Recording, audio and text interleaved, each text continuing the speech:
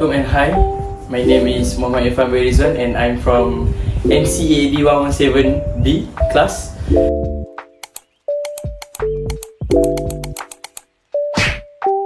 And this is for my assignment video PCT111. Okay. First of all, this is my first semester for PCT111 for photography course. And I'm from Johor Kulai, Bandar Putra. A few moments later. So, first topic of today is bracketing. Bracketing, let me tell all of you first. In photography, you will have the Bermuda Triangle, which means the first one is ISO and the second one is shutter speed. Lastly is aperture, f number. These three things is the main thing if you want to take photo. Let's say you don't know how. Let's say if you want to learn about photography or you want to explore about camera. So and you want to learn about manual setting. At your camera you will have a manual, auto, and furthermore. If you use manual setting, so you need to play with these three things. It is aperture, aperture, shutter speed, and ISO. So back to our main topic, bracketing. Bracketing is what we call if you take picture from underexposed to overexposed. All of this picture is just by setting your ISO, shutter speed, and aperture. And furthermore, to my second assignment, my second assignment is panning. Panning is what we call panning. You will see on the background of the picture, the subject will be sharp enough, but the background will be blurry, and you will see a motion on the background. If you want to do panning, you need to use the lowest shutter speed, and the aperture and the ISO is depend on the situation. It depends on the place you take that at the moment. Depth of field and creative depth of field. Creative depth of field and creative depth of field is no difference. It's just the creativity of your picture, and then it will become creative depth of field. Depth of field is the picture when you take the picture. Let's say 1, 2, and 3. When you take the picture of depth of field, if you want to focus on the first subject, and these two subjects on the background will be blurry. If you want to take this type of photo, depth of field, you're gonna need you need to set your aperture number to the biggest or not to the biggest, but it depends on the situation. F number, aperture, they will adjust.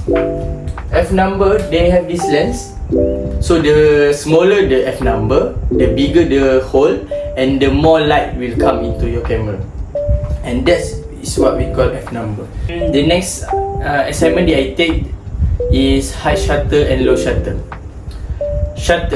What we call shutter. What is shutter? Shutter is if you open the camera. If you open the camera, wait a minute. They will have this thing, and this thing is what we call shutter. Shutter is when the other thing that I just showed to you just now, it will open and close. So the faster the shutter speed you choose, if you make much more higher shutter speed, and the faster the shutter speed will open and close. When the shutter open and close much more faster, and then the picture, if you take high shutter photo, this comb will, when you snap the trigger, this comb will be static over here. But for the low shutter, you can put the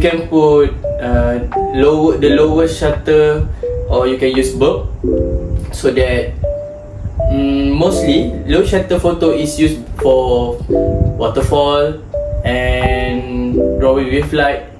Main thing you need to use is tripod. If you don't have tripod for you to use to take picture for low shutter, and then your picture will be blurry and you will not satisfied with your photo result. Okay, move on to my other topic. I will talk about white balance custom, white balance mechanical, and warm color and cool color. White balance. What is white balance? White balance is we can adjust our photo camera color, not this color, but inside the camera, we can adjust that thing just by using white balance. Their own white balance. They call it white balance custom. White balance custom, they can have in rainy, moody, it can be warmer or cooler. So that's why if you want to take warm color photo or cool color photo, you can just use the white balance in your camera. Warm color is where you look at the photo and you can feel the warmth by just seeing the photo. Same for the cool photo picture. When you take the picture and you print and you put it somewhere at your house, when you look at the picture, you can feel the cool. By just seeing the picture, you can feel the cool color. For white balance mechanical is you can adjust from dark blue to dark red. Same for the bracketing, I will show you later. Same for the bracketing. This is what we call white balance mechanical. You can just change all of the setting by using your own camera. Next point,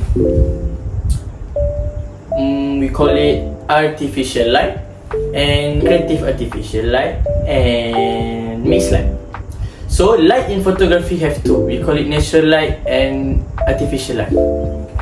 Artificial light is light made by human, and natural light is made by nature from sun, especially from sun. Natural light, you cannot adjust the natural light, but you can adjust the artificial light. Artificial light is a little bit different from artificial light because you can see creative artificial light, and I give you a few examples. You can go to anywhere shopping complex and you can just see at all of the shop signboard during at night, and we turn on their signboard light, and you will see the light is follow the letter such as Nike, their own logo, Adidas, and furthermore. Line, pattern, shape, rule of third, and framing. Line, what we call line in photography.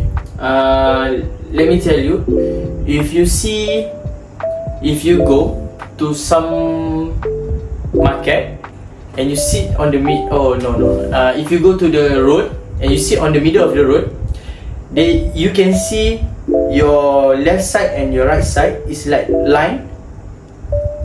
To shape in photography, let me show you this one. You can see this shape, anything, this or this one, all of that is called shape. Framing is like this. It is. I give you one example.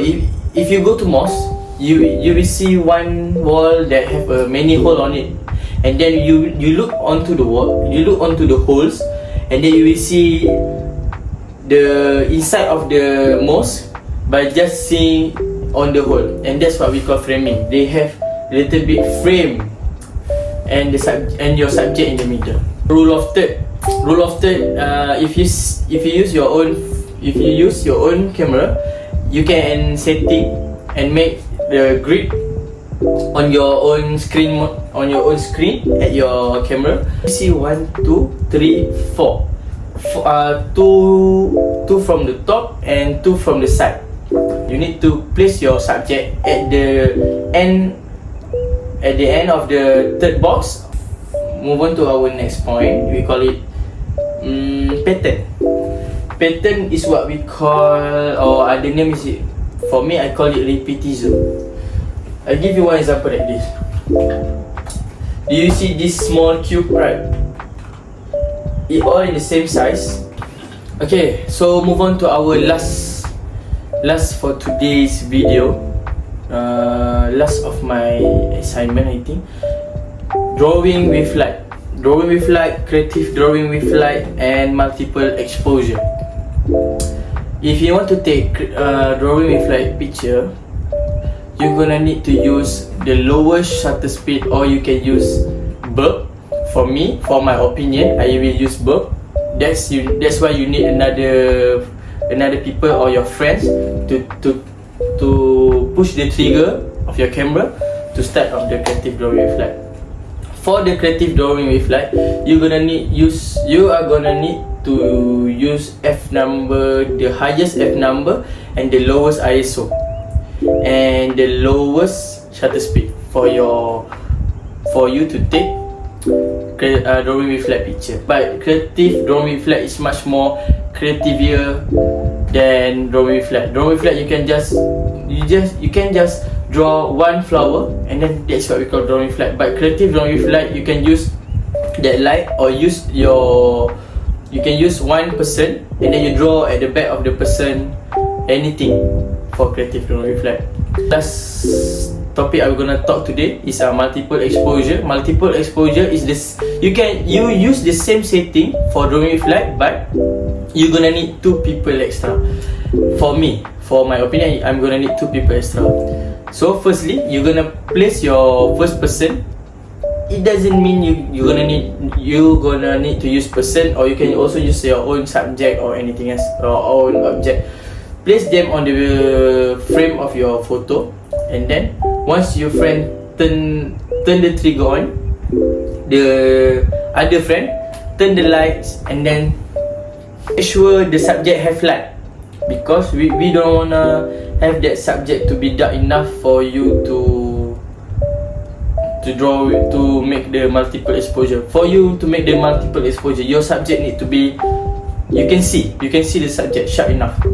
And then once you finish, once the other people finish making the light for the subject, turn off the light, get out from the frames, and do the same thing, and then you have this type of multiple exposure. That's all from me today. I'm sorry if I'm kinda not good enough in English, but I try my best. And that's all for my video today. And this is my presentation for PCT111 Semester 1. Thank you and goodbye.